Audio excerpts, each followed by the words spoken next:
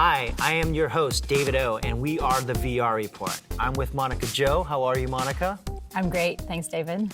Monika is a proponent, a VR evangelist, and actually has a really cool project about a museum in virtual reality. Monika, can you kind of like brief our audience about what your project is and where it took place, and give them kind of an understanding of what you're doing now?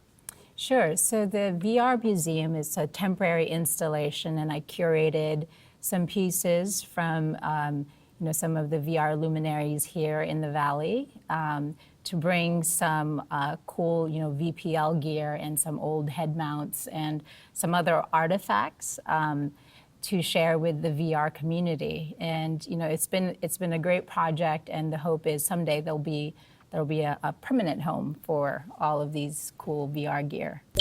When people think of virtual reality, they may think of Palmer Luckey and Oculus, of course, but there's a rich history going back since the stereoscopic days of still cameras to Michael Sutherland's experiences in virtual reality. There's a deep-rooted history in virtual reality.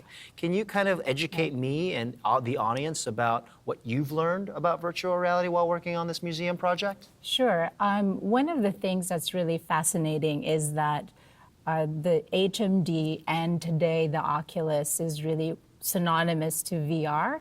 What people might discover through this museum is that one of the things that we have is a VPL. VPL was one of the pioneering companies. A huge helmet that made you look ridiculous, but at the time was pretty amazing. Right, and we have one of the prototypes that was modified and used by the founder of VPL, Jaron Lanier.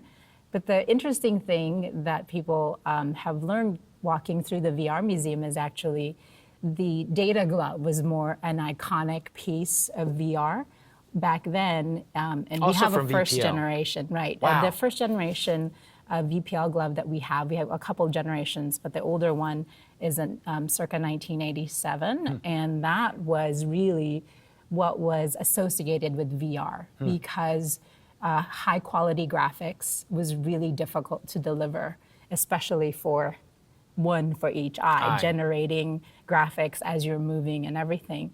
So back then, VR was more associated with grasping things in space. And so the data glove was more associated with VR. And part of that evolution is now that processing power has improved and become cheaper. Now the HMD has become more of the focus, and it's the thing to wow people with.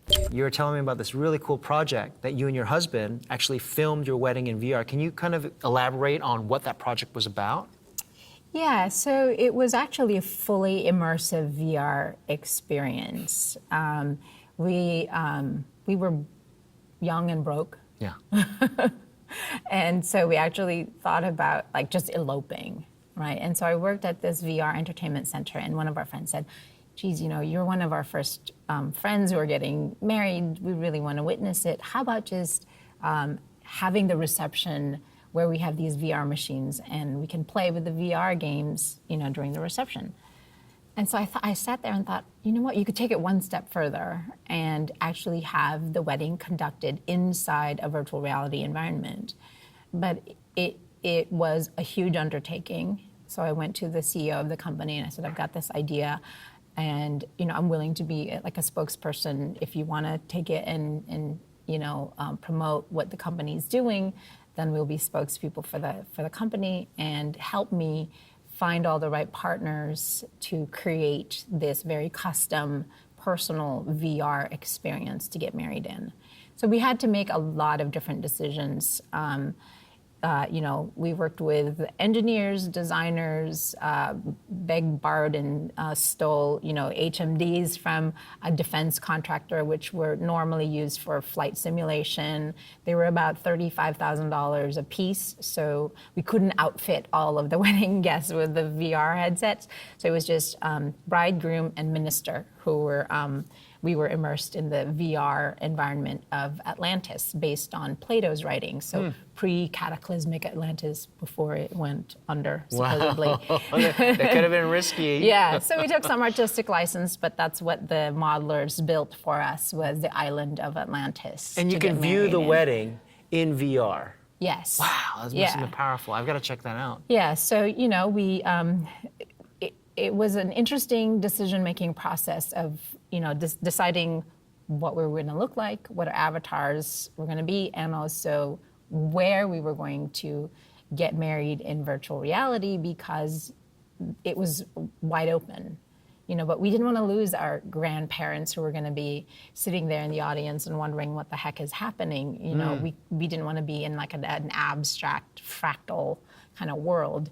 So we wanted it to be somewhere recognizable, but impossible to get married in, right? So we picked Atlantis. And then were people all congregated and they would put the VR headsets on and then they would see you and your husband in Atlantis getting married. Actually, it was bridegroom and minister being immersed, and so they saw our points of view on video walls. Oh, wow. Okay. And so, evidently, I moved around so much, I made our wedding guests a little motion sick. sickness. Yeah. Still, little motion sickness. This is what it takes when you get married. Butterflies. So we created this VR world. The price tag was around $1 million back in 1994, Incredible. given how much time went into it, and it was powered by Kubota graphics. Wow. Kubota is a Japanese company that usually is known for tractors, That's right. but they competed with SGI for, providing the workhorses for VR. Incredible. And so it was all very much handcrafted, hand-coded. Everything was sort of bespoke VR, if you will. So it was an amazing journey. And one of the things that we also did was VR. We talked about the evolution of HMDs and stuff back then, and maybe sometimes even now. The audio portion, the audio sense of your senses, the audio part of your senses, is oftentimes left neglected. out. Yeah. And positional always sound is very important. There's sound in the real world, so slap it on. Yeah. I didn't want that to happen, so one of the things that we did was we asked our friends who were musicians to sit with the designers and the engineers from day one, and we said, score the wedding experience like you would score a movie. Because it was that important to us. Happens And so once in a all of lifetime. the little effects, like if you were walking on marble floors in the temple in Atlantis, what would it sound like? All of that fun stuff. And so a lot of thought, probably got married the hard way, but we're still married. That's great. I think maybe that's what VR solidified it. Yeah, congratulations. Yeah, thank you so much. That sounds like a cool project. Thanks for sharing that. Well, Monika, I'm looking to bigger and better things about the VR Museum. I'm really excited about it. And I'm really thankful that you came to the VR Report today to talk to us. Thanks for And I having learned a lot. Okay. Thank you so much. This is Monika Jo from the VR Museum, and I am David O, your host. Thank you.